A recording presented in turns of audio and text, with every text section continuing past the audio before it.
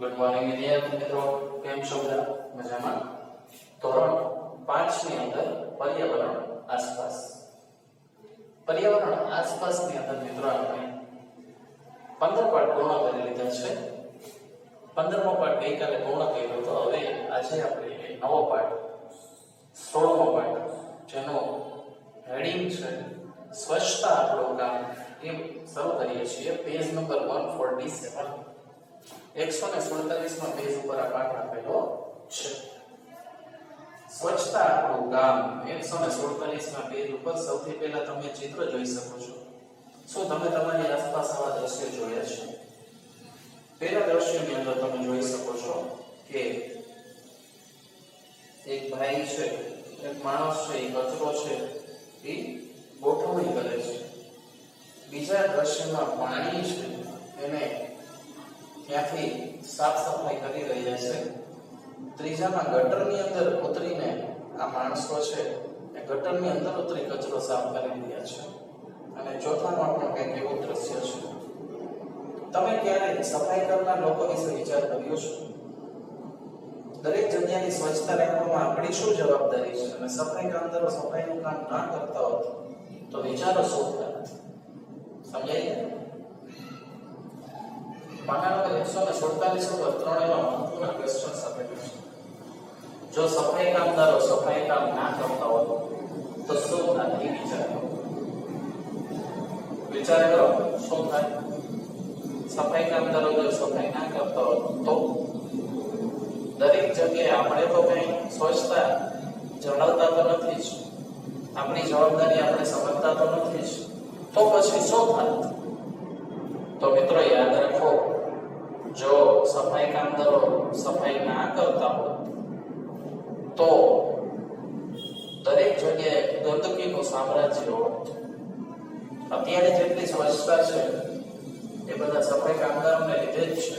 પોતાના જીવ જોખમમાં મૂકીને એ લોકો ગટરની અંદર ઉતરે છે અને ત્યાંનો કચરો સાફ કરે છે. જ્યાં વધારે ને વધારે ગંદકી હોય, બહુ વધારે ગંદકી હોય, પોતાના જીવની અંદર ગંદકીની અંદર વાયુ એટલા હોય એ વાયુથી મૃત્યુ પણ થઈ શકે છે. એ વાયુથી શું થઈ શકે છે? મૃત્યુ પણ થઈ શકે છે. એ ઝેરી ગેસ પણ હોય છે. એ ઝેરી ગેસ લીધે શું થઈ ગયું? મૃત્યુ થઈ છે. શ્વાસમાં જાય તો તમે વિચાર કરો, જીવના જોખમી માણસો પોતાના દેશની સેવા કરે છે, પોતાનો સમાજ સ્વચ્છ રાખે છે, પોતાની સિટી પોતાનું ગામડું સ્વચ્છ રાખે છે. તો એ સફાઈ કામદારોને ખરેખર આપણે ધન્યવાદ દેવો જોઈએ.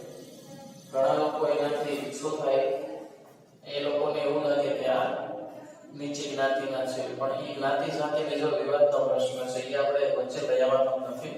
પણ સફાઈ કામદારોનું આપણે અભિવાદન કરવું જોઈએ. બને તો એની સાથે યોગ્ય વર્તન કરવું જોઈએ. એમને જો થાક્યા હોય તો આપણે કાંઈ નહીં તો પાણી પણ દઈ શકીએ. પાણી છે, ચા પાણી છે. સવારના એ લોકો 5 વાગ્યામાં સફાઈનું કામ શરૂ કરી દે છે. આપણે 8-9 વાગ્યા સુધી તો ઉઠતા નથી. સમજાય છે? તો સફાઈ કામદારનું આપણે ખરેખર માન જાળવવું જોઈએ અને સન્માન આપવું જોઈએ. સમજાય છે? જીવના જોખમે માણસ કામ કરે છે. ફોજી જેટલું કામ કરે છે એની સમકક્ષ જ સફાઈ કામદારો પોતાનું કામ વ્યવસ્થિત રાખી રોગચાળો ફેલાતો અટકાવે છે, ગંદકી દૂર કરે છે. તો એનું માન આપવું જોઈએ. પાના નંબર 148 ઉપર તેઓ ગામની ચાલો આપણે શંકરભાઈને મળીએ. તેઓ ગામની સફાઈની કામગીરી કરે છે, તેની સાથે આપણે પ્રશ્નોત્તરી કરીએ. તેઓ શું જવાબ આપે તે જાણીએ.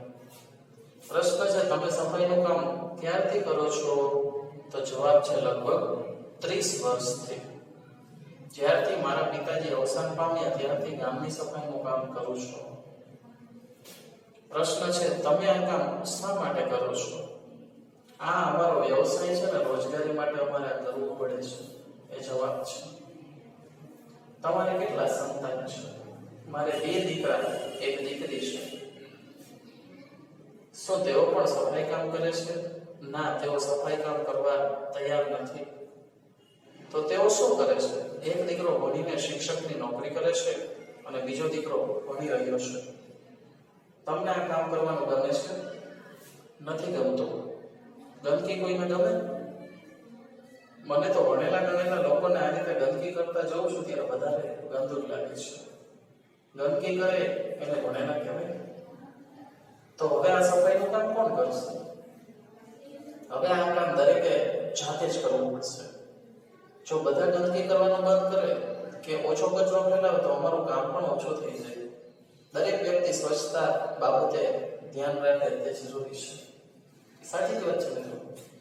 આપણે કેવા સરસ રીતે તૈયાર થાય, આપણું ઘર સારું રાખીએ અને બાકી ઘરનો કચરો બહાર નાખી દઈએ તો ઈ કચરો કોણ સાફ કરે? ઈ કચરો સફાઈ કામદારો. એક ઘર દીઠ કચરો નીકળે તો બધા ઘર દીઠ કચરો નીકળે, કેટલો કચરો થાય મિત્રો. આપણે સમજીને જે કચરો છે એ ઓછો કરવો જોઈએ.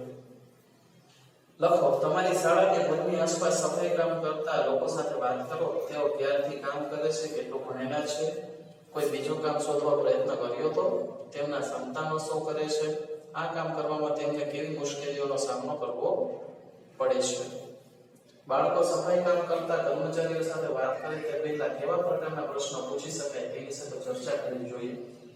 બાળકોને તેની પરસ્પરની ક્રિયા કે વાતચીત દરમિયાન આદર આપવા સંવેદનશીલ બનાવવાના છે.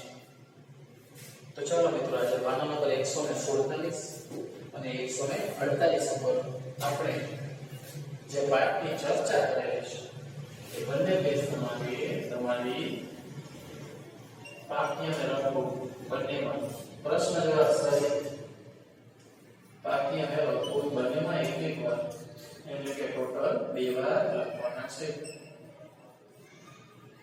સમજાણું મિત્રો? ઓકે, સમજાણું? તમારે વ્યવસ્થિત રીતે આ પ્રશ્નના જવાબ લખવાના છે. ઓકે, ચાલો તો મળશું આવતા નેક્સ્ટ વિડીયોમાં. ત્યાં સુધી બધા મિત્રો ઘરે રહો, સુરક્ષિત રહો.